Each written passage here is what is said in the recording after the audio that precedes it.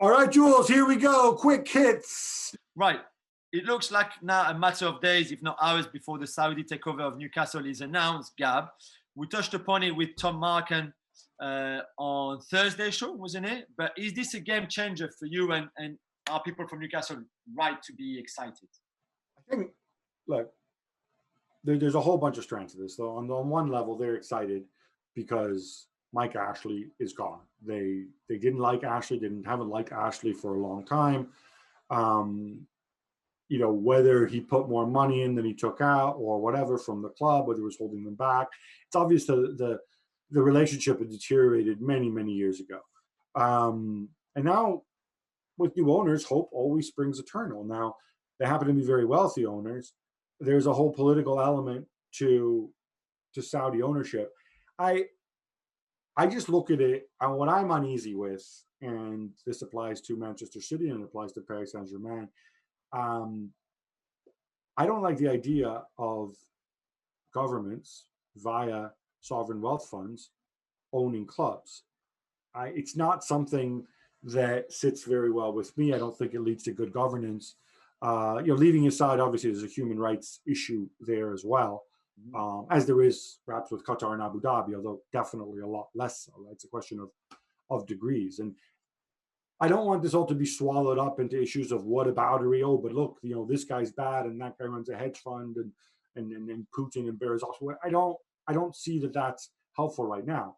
I just think the Premier League should ask itself, do we want essentially, because this is what a sovereign wealth fund is, a government owning a football club, especially a foreign government, which might have other priorities, or one day might go in a totally different direction. Is this secure? Is this stable long term?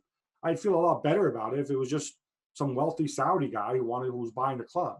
I don't think this is a good business model, but I'm happy that Newcastle fans will have hopefully a better owner than Mike Ashley. But then if you have the example of PSG with Qatar, if you're a Newcastle fan, you say, like, okay, this could happen to us as well. This could be the same, and it has worked pretty well for PSG. So why not being excited? By all means, they should be excited. It works well for them. I don't know if it works well for the whole system because, I'll tell you what, you're dealing with the government. If political situations change in that region and all of a sudden the government say, you know what, we can't be spending money on this football club because we've got mouths to feed or we have to defend ourselves from aggressive neighbors, like maybe Saudi Arabia, then it just throws things into turmoil. Again, I think it's something that if you want to do as a private individual, fine.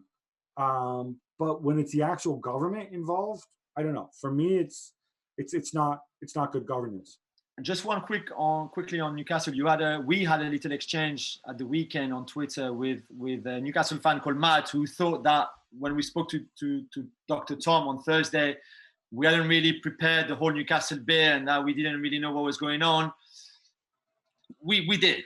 It's just that if it came across that we thought Mike Ashley was the greatest owner of all time, that was not the case at all. No, that was Tom Marken who thought he was the greatest owner. He was our guest and whatever. But look, I think Dr. Tom was very fair personally in his assessment. I mean, but we're well aware that Mike Ashley's been deeply unpopular for a long time. One other point that should be made clear to everybody, because again, some people are saying, "Oh, look, we're now being owned by somebody that's wealthier than all the Premier League owners put together and whatever." Financial fair play still exists, both the Premier League version and, of course, should Newcastle advance further, the Champions League version. So anybody who thinks that they're going to go on the kind of spending spree that Manchester City went on or that Chelsea went on or whatever historically in the past, that ain't going to happen.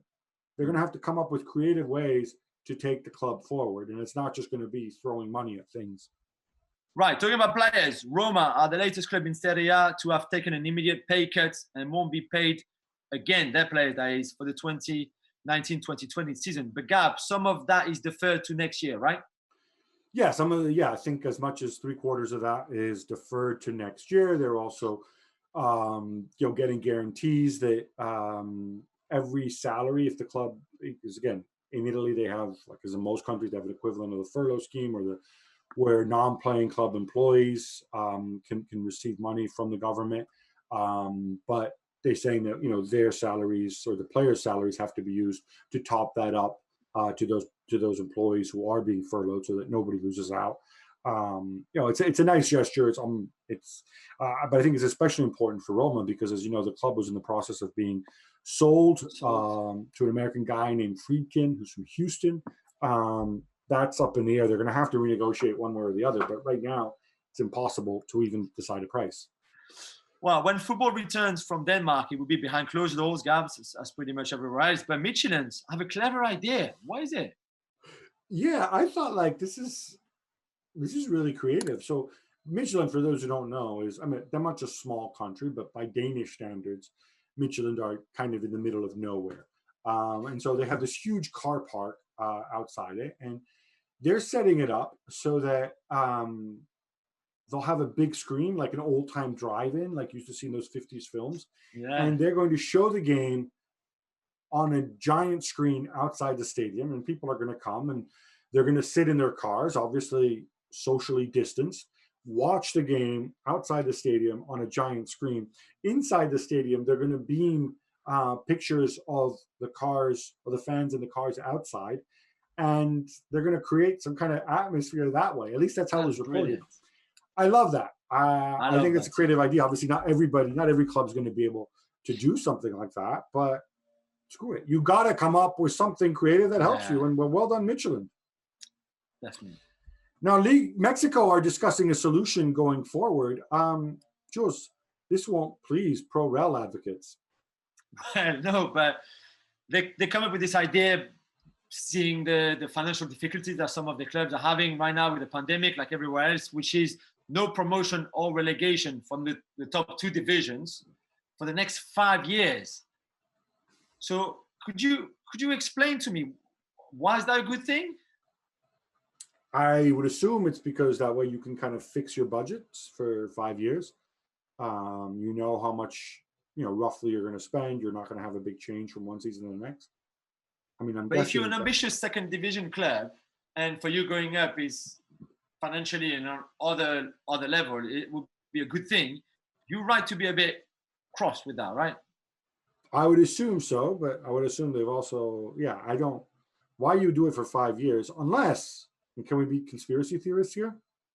Yeah, go on. Unless they're thinking, hey, we're going to merge with MLS anyway at some point. Yeah. And that way we can go and get on the no promotion relegation gravy train, and they'll all turn into franchises and consolidate, and boom, we're set. Yeah, maybe. Now, I'm sure Kingsley Coman, who, by the way, autocorrects as Kingsley Woman on my phone, but it's Kingsley Coman. He's another one of your boys, Jules, because I'm going to assume he's Paris born and bred, because of course they all seem to be.